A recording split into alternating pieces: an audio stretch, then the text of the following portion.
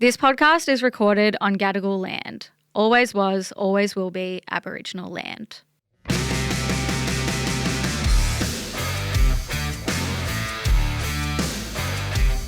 Hey chicks, I'm Al. And I'm Sal. And this is Two Broke Chicks, the show that shares life lessons and tips to help make you rich in life. And today we have a fabulous little episode for you where we are going to be talking the habits we stole from rich people. We're talking money, we're talking friendships, we're talking Kiki Palmer, our favourite person in the world. The ultimate inspo for every episode, really. Seriously, that's just our guiding light for everything. Yeah. But before we get into the episode, of course, we have to discuss our obsessions of the week. So, Sally, how are you? How's your week and what are you obsessed with? I'm good. Week has been good. And my obsession of the week is I have the science for the perfect kiss. Should we practice? I know. And I'm like, and now for a tutorial. Yeah. No, we've already had this conversation at the beach in Vanuatu where I explained to you it's kiss, kiss, tongue. No, I think we were in Nice, actually. Oh, I know, so well travelled. Yeah, not tongue, kiss, kiss, kiss, tongue. But yeah, that's my formula. That's my scientific formula. Yeah, totally. But apparently increasing your kisses to 6 seconds in length is the optimal way to kiss. I've said that we are in a kissing recession. Way too much. We need to bring back smooching. someone laugh. Serious, people. It's very serious. We are in a kissing recession. We are. And I'm sick of it. Yeah. No, I completely agree. So when I saw this, instantly obsessed because it's kind of preaching to the converted, but I'm here for it. And apparently increasing your kisses to 6 seconds is optimal according to clinical psychologists because that's the period that it would take for it to increase oxytocin, the love hormone, but also to practice mindfulness. Because I think you can still get oxytocin with a little from your loved one, like a little peck. However, you can do that when you're kind of like busy and in between. Me. I'm not a bird seed. Kiss me. Yes. Kiss me, you fool. Kiss me, you fool. I want to be kissed. Yeah. So I think especially if you're in like a really busy period of your life or if you're in like a long-term relationship and maybe you don't make the time to like really smooch or make out and, you have like the kiss in the morning before you leave here and there and the little pecks here and there. I reckon let's up our game here, people. Yeah. We've got KPIs and to me, 6 seconds minimum, actually. Minimum. Not even enough, actually. I actually think we even need to walk back the forehead kisses. I'm like, no, right here. They need to be in tandem. Yeah, like a forehead kiss or a kiss on the cheek. Boring to me now. Let's get in. Oh, feels good though. I know, but unless you're going to sit your lips on my forehead for a real good 6 seconds. 6 seconds. Yeah. My brain just went 6, 7. I'm now youthful. 6, 7? 6 seconds? seconds. 6, 7? No. No. Oh, we tried. No. We gave it a good crack. Yeah. Yeah, Never but again. I felt like my knee twinge. Yeah, my back hurt. Gotta take my Menthol. Yeah, exactly. Fisherman's Friends sponsoring Seriously. the app. Okay, what's your obsession? Okay, my obsession, I have 2 this week. Mm-hmm. One is a compliment that I saw in someone's comment section on TikTok that I was like, wow, that is actually the best compliment I've ever heard. And I've never received it in my life. And I think my life's purpose now will be to receive this compliment.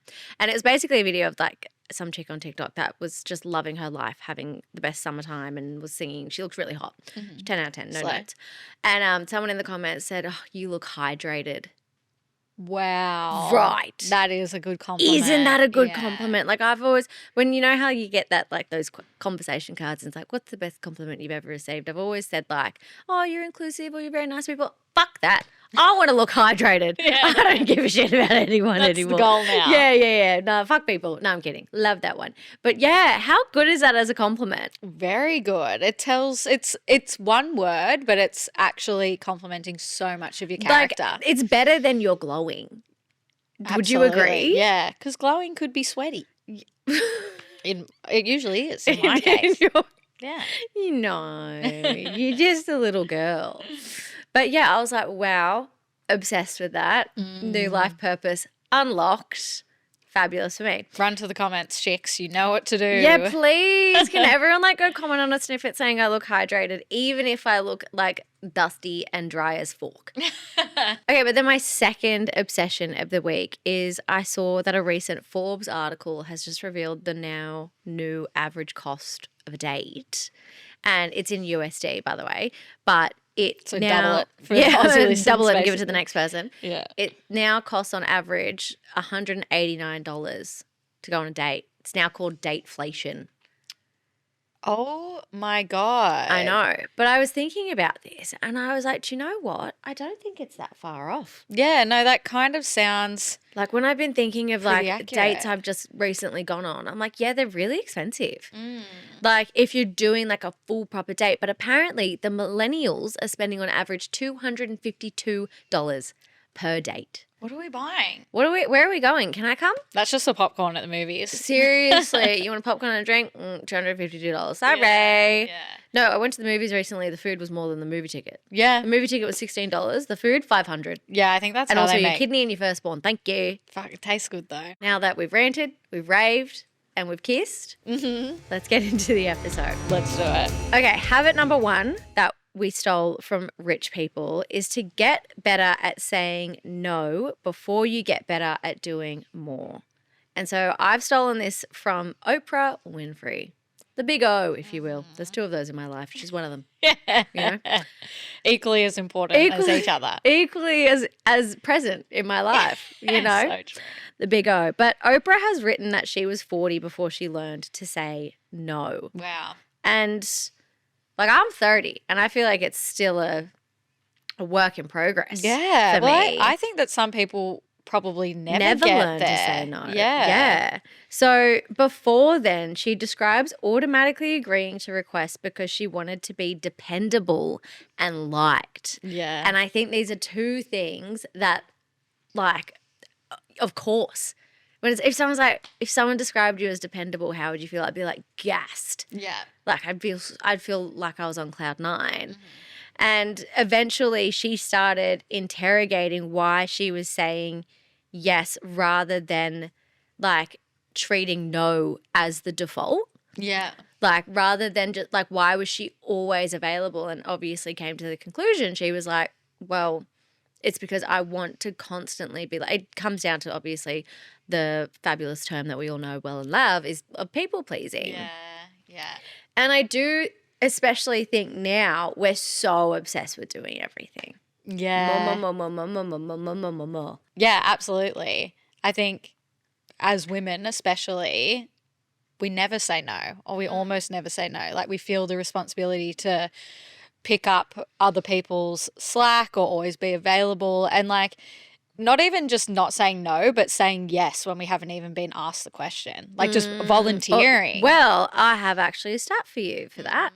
And research published in the American Economic Review found women disproportionately volunteer for, get asked to do, and accept non-promotional tasks. Yeah, okay. So, yeah, you're exactly right. Like women are very much more putting their hand up, being like, I'll do that, like, and volunteering themselves for things that, you know, don't necessarily benefit them. And it's basically like work that needs doing but does little to advance women's career. Interesting. So in the experiments, women volunteered about 48% more often, were 44% more likely to be asked, and were roughly 50% more likely to say yes when asked. Yeah.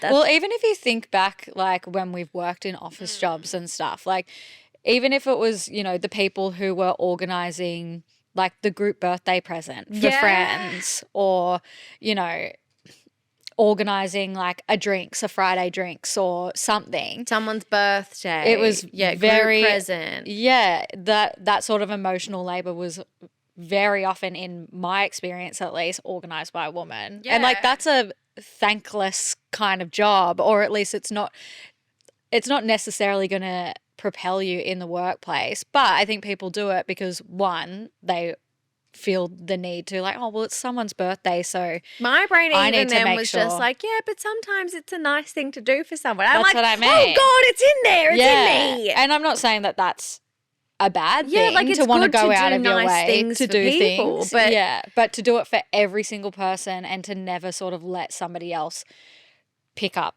the slack or take on that responsibility. Yeah, I think women often fall victim to that. Yeah, well, the latest ABS Time Use data says Australian women average 4 hours and 53 minutes of unpaid work a day compared to 3 hours and 52 minutes for men. And in Australia, we've also just had the census, which had the question of, how much unpaid work and labour do you do each week for your household? I'll be interested to see those updated stats.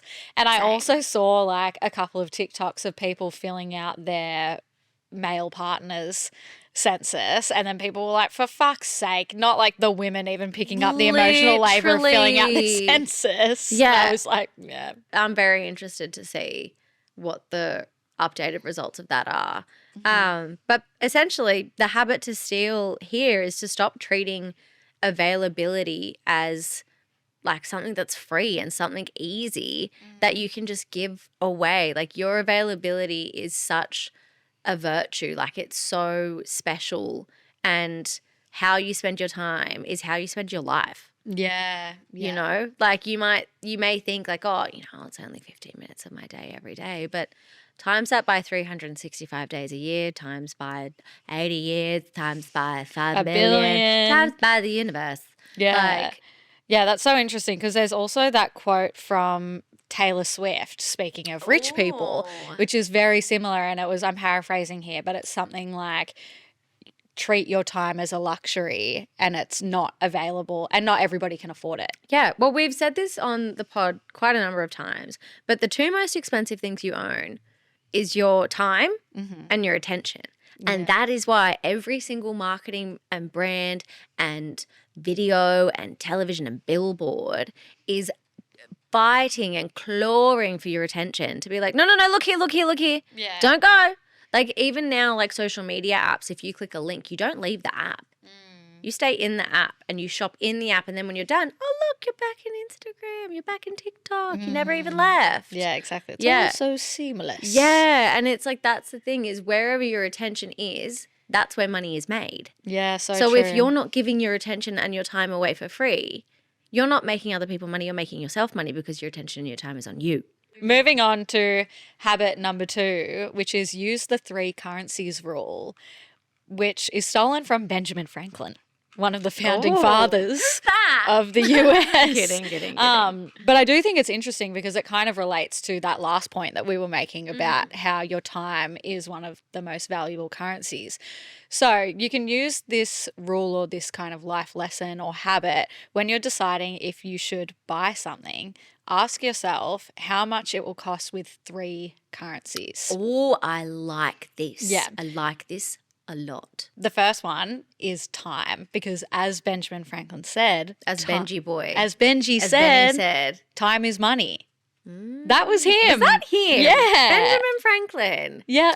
Let's get him a TikTok credit or something up on that, Let's give him a Totally. cred. Yeah. And then I feel like I'm going to win a trivia question in the future now because of this. it's a good one, hey. Like, who said Random time is money? And I'm going to be like, I'll be like, that's me. I know that answer. Yeah. Sorry, as you were. Literally. The second currency is attention and the third currency is energy. Ooh, let's lock in on that third one. Tell me more. Yeah, absolutely. So when you are thinking about purchasing something, you should really be thinking about how many hours of work will you need to pay for that purchase. That's always a very, very good distinguisher. It's so sobering. It is so sobering when you're like, this is how many hours I have worked or will have to work to get this purchase. Do you know what that will stop you from spending so much money on? Uber Eats. Yeah, because it's not worth it. Yeah, like literally the delivery fee is like fucking a kidney. Yeah. These days. Yeah, absolutely. And the other part of that question is, will the purchase add more decisions and maintenance to your workload? Ah. Yeah. So, like, Or- will the purchase make your life easier or will the purchase make your life harder? Is that what that's saying? Yeah, essentially. And then the final part is, I guess the opposite of that, does it make your life easier or more chaotic? If your purchase costs $300, but it's saving you 10 or more hours stress, then that's building wealth, for example. So there are times when spending money on something that will save you time in the future is definitely worth it, and it's worth paying that upfront cost. Well, there's even just like products that save you money in the future as well. Like they can cost like $1,000, like a coffee machine, easiest example. That's like that costs, can cost $900, $600 up front on some of those like more bougier ones. But over time, it ends up saving you like $2,000 plus. Yeah, yeah. Whereas on the opposite side, if you're spending $300 on something and then it's giving you 5 micro tasks that add to your day of stuff that like you don't enjoy doing or you weren't planning on doing anyway, or is not really adding any extra value to your life, then that's cost you more money. Which I think is also another interesting thing, like that rich or successful people also look at money, is that sometimes they do look at it as an investment. So like whether it is, people who invest in designer handbags knowing that they're going to be selling them down the line, or people who invest in training courses and things for their career, like they're looking at it as an investment for the long term and thinking of your purchases in that way. Like how many hours of work have I had to do to pay for this purchase, but also how is it going to impact my time and my energy and those two currencies in the future? Like, is it going to make my life easier or is it going to make my life harder in the long run? The habit to steal is consider how purchases add value to your life before buying them. Habit number 3 is to create a mistake journal and proof of progress folder, or like a brag folder. So this is stolen from Sarah Blakey, who is the founder of Spanx. Oh. Yeah. So she has a very interesting backstory. Like she worked for she didn't kind of go all in on her business as well when she was first starting out. Like in the kind of rough bits and bobs that I learned before this episode, like she was, worked her office job for quite a while before going all in on her business, which I also thought was quite interesting because these days I feel like we see a lot of advice being like, do it all, like go all in, put all your focus in growing a business, which like I also don't know if I necessarily agree with. And like it was quite refreshing to kind of see that as a storyline. For her, I love that I called her life a storyline. But so she grew up in a family where her dad would ask at the dinner table, she wrote about this in her book, at the dinner table, what did you fail at this week? Ooh. Right? And if she hadn't failed at anything, he would kind of be like disappointed. He'd be like, oh, okay. Me. Yeah. And the lesson was that failure wasn't something to be embarrassed about. It was evidence that you were actually trying. Which I just loved that, because I do think we really don't want to make a mistake. We really don't. We're very scared of trying anything new because we're very scared of failing and failing publicly. Yeah. And I do think, we've acknowledged that here and there, but it's like, let's be a little bit more cringe. Like, let's embarrass ourselves a little bit more and let's put ourselves out there, because if you don't make a mistake, you never really learn any life lessons along the way either. And acknowledging those mistakes is also you addressing what you learned and what you can do better next time. Exactly. This is the philosophy I'm stealing, is basically turning it into like a mistake journal. And it's not to be like, boo, you dumb fuck. Yeah. You ruin everything. You ruin. No, I'm not allowed to sing. Yeah. And it's like, yeah, cool. Let's look back on all the things you fucked up this week. Yeah, like, that's not the energy we're bringing. And I think that's really, really important in going into this exercise.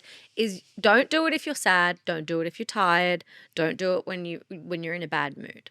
Like, it's more about personal reflection and being like, okay, what didn't necessarily go right this week, and why did that happen, and how can I improve on it in the future? It's not going to be perfect in the future either. Like, you might try it again and then there's a different type of thing that didn't go right. Yeah. And then you learn from that.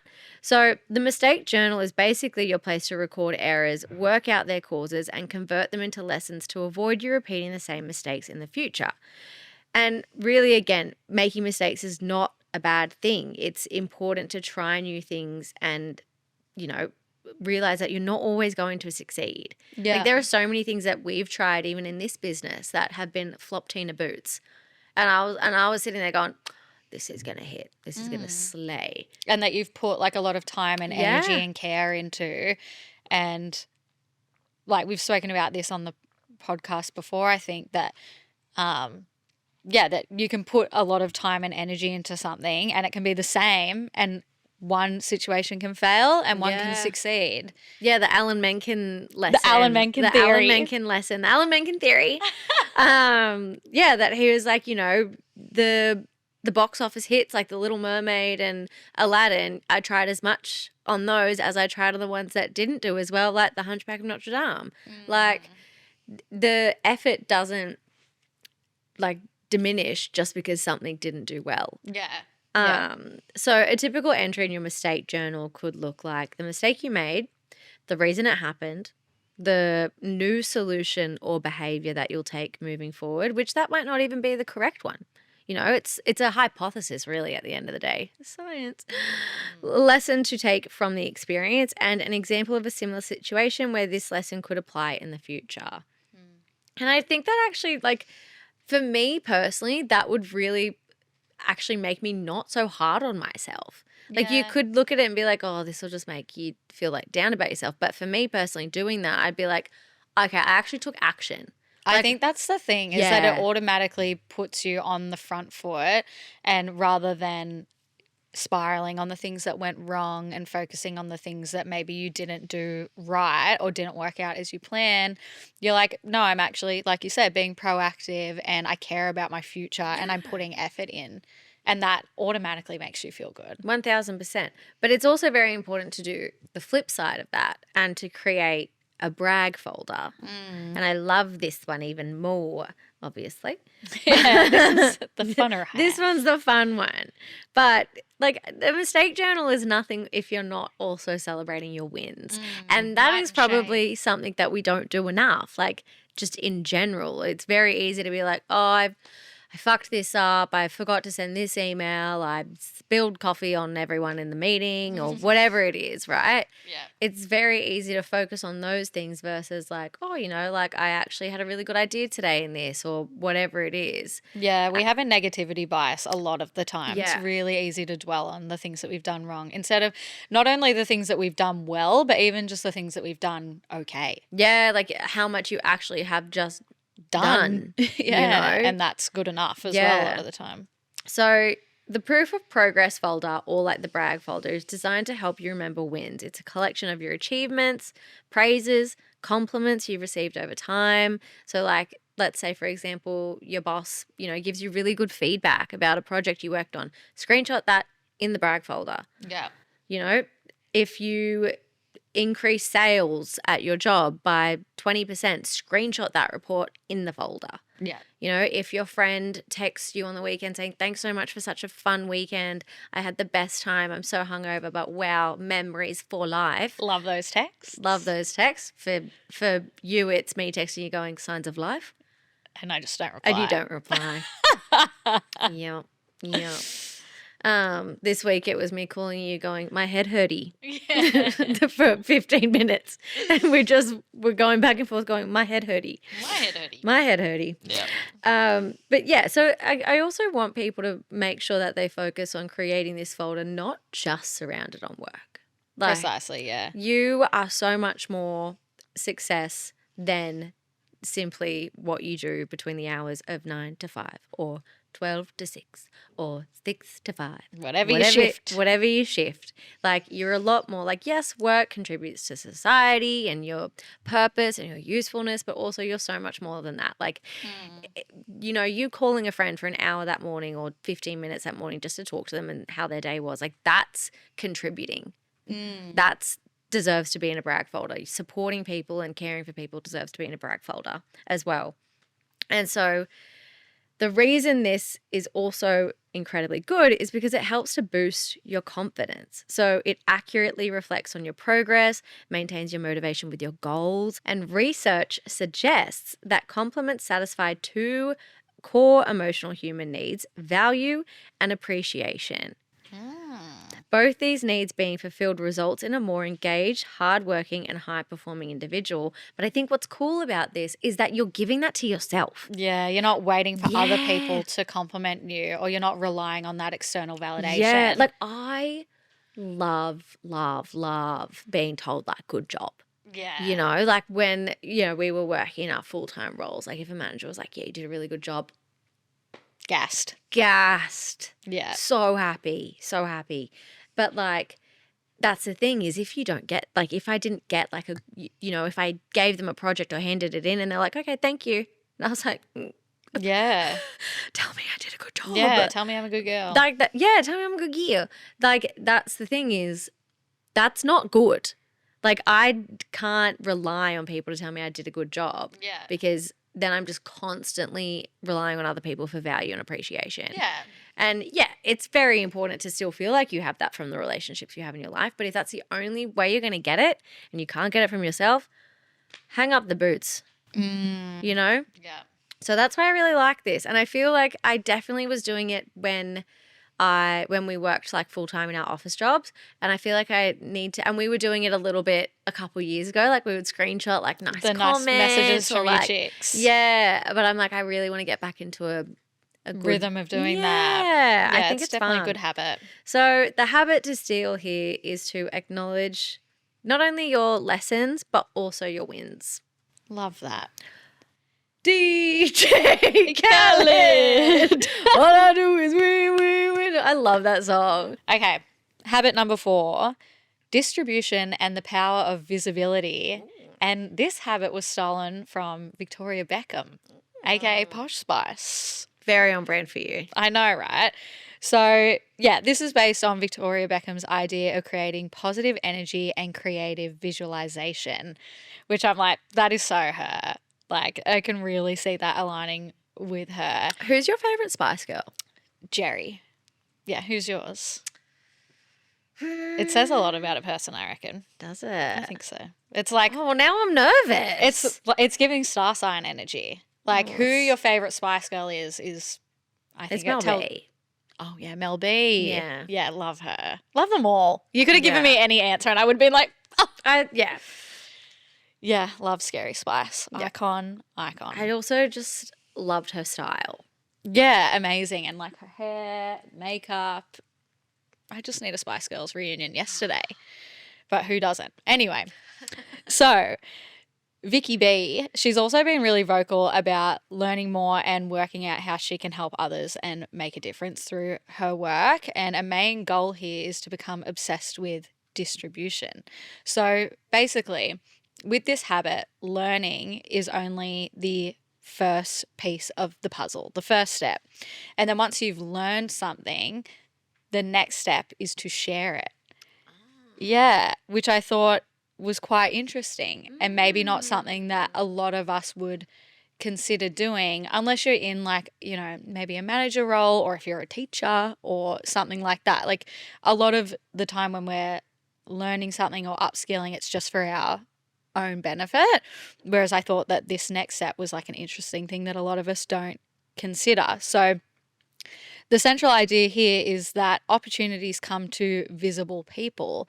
So if you want to be seen, it's important to distribute your skills and knowledge. Ah, okay. Yeah, so it kind of works in a way where not only are you helping other people, but also like if you're in a work scenario, for example, and you're in a meeting and you're like, oh, actually, I read this study that says XYZ, or I ran this report and I found this.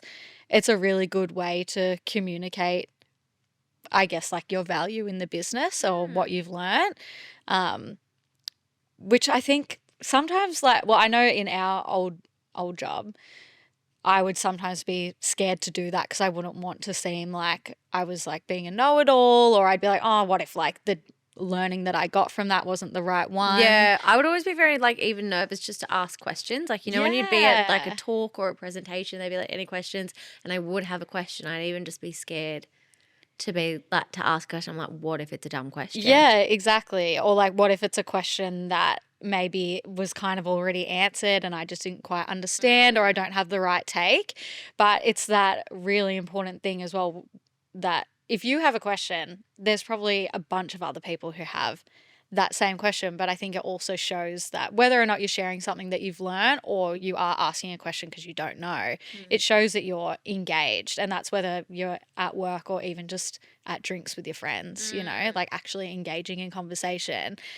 And similar to your point on like your brag folder, and really collating and celebrating those wins, doing that makes you more confident in the long run as well, and also encourages others to be comfortable with sharing things with you, because if you show that vulnerability, or like if you show that vulnerability, if you're asking a question or if you're sharing like something that you've learnt from a mistake, that encourages other people to do the same as well with you. And that also can boost their confidence too, which I think is an amazing thing about so many of these lessons, is that, or so many of these habits, is that they don't just benefit you, they benefit the people around you, which I think is so important.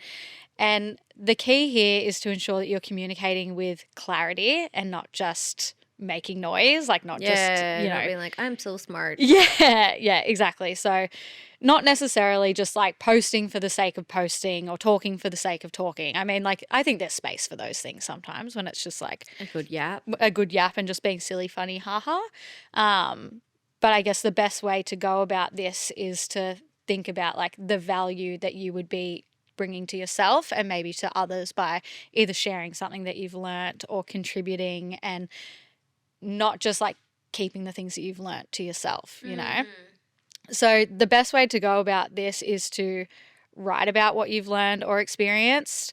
You could share it online, or like just when you're like chatting with friends and sharing things that you've learnt in conversation, or like we send each other like articles or posts and things all the time that we've seen online, being like, oh, look at this like fun fact. Or I feel like that is something that we often do in our conversations with like drinks with friends. Yeah. Which I think is also helpful when you feel like maybe you're stuck in that catch-up loop with friends and you're just being like, how's work? How's this? How's that? And you're like, busy. Yeah. And you're like, actually, I saw this fun fact that polar bears can blah, blah. Like doing stuff like that doesn't have to always be like, because the value that you're bringing to that situation is just like fun and whimsy and an opportunity to like bond with people beyond maybe topics of conversation than you ordinarily would have. I was watching the new episodes of Ted Lasso and he's catching up with characters that he hasn't seen in a while. And when he's like, okay, like top 3 things that have happened to you in the last couple of years that can't relate to work. Ooh, I love that. Yeah. And so like they answer like, oh, my new favorite color changed from pink to green. Ooh, Was like one of the answers. That's crazy. I know, right? Your favorite color changing is like you changing your favorite Spice Girl. It's a lot. That's a big moment. We need like a full Substack on that. Yeah, 1000%. But yeah, I agree. I like that. Yeah. So what's the habit to steal? So the habit to steal is always strive to learn and share your lessons with others. Yeah. Okay, our final habit to steal for the episode, saving the best till last. Absolutely. Is to live below your means, stolen from Queen of Our Hearts, Keke Palmer. So this one sounds very obvious, right? It's like, don't spend more than you earn. And like, I feel like I've heard that lesson my whole life, but it's very difficult for it to sink in, especially when we, are attached to algorithms that constantly push for different versions of success and different versions of like wealth or richness, I think people can also take that quote quite literally. Yeah. It's like it doesn't necessarily mean that you're always spending into the minuses. Like it can mean, well, you'll elaborate. Yeah. So rich people don't need to look rich. So Keke Palmer has spoken openly about deliberately living below her means, saying that even if she had like $1 million, she'd still be spending less.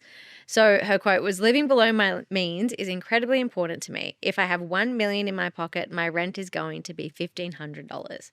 And I think it's such like a really important note, because we've spoken about lifestyle creep on the show before. Is like, as you start working more, as you earn more money, your expenses can creep up because you start spending more money as you're earning more money. But that doesn't necessarily need to be the case. There's something we can steal from that, because every time your income increases, there's pressure to make sure everyone can kind of see it increase too.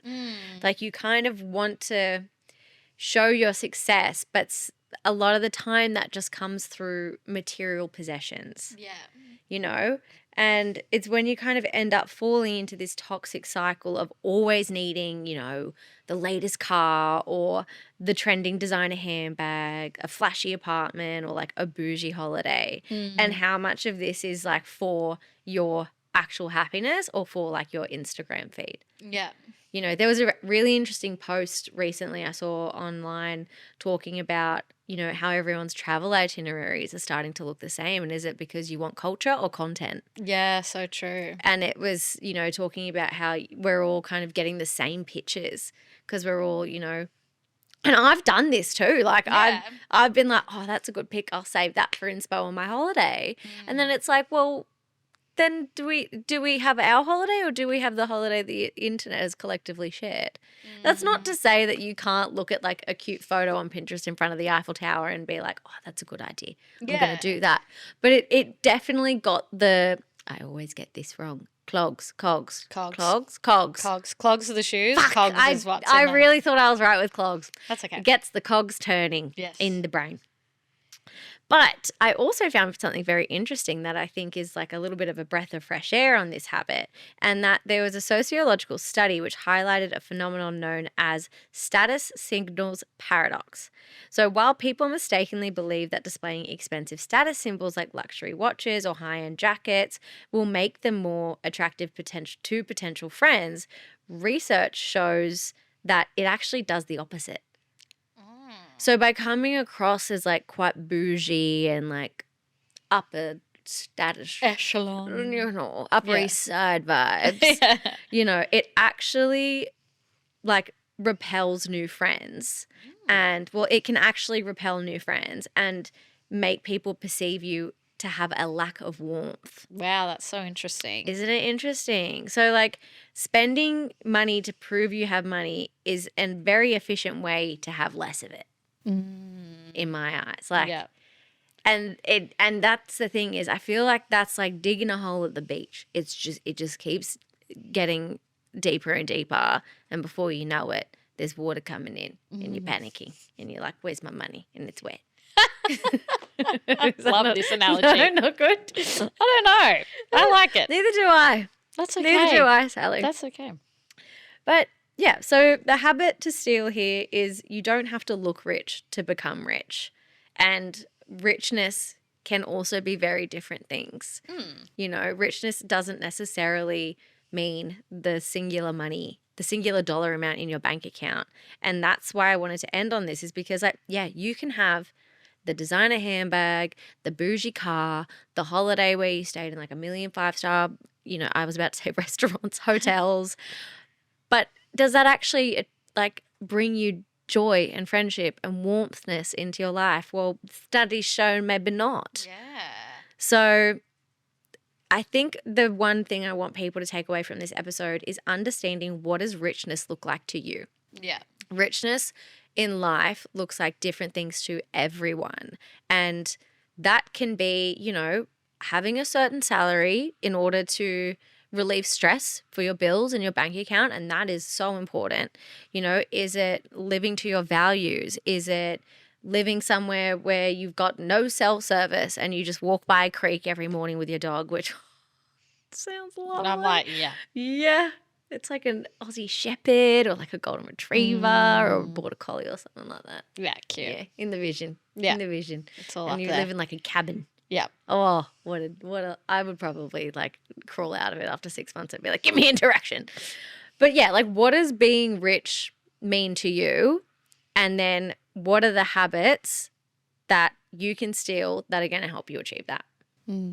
Love it. Yeah. Thanks, chicks. For having us in your ear holes. We love to be here. Okay, can we do that every week? That was so fun.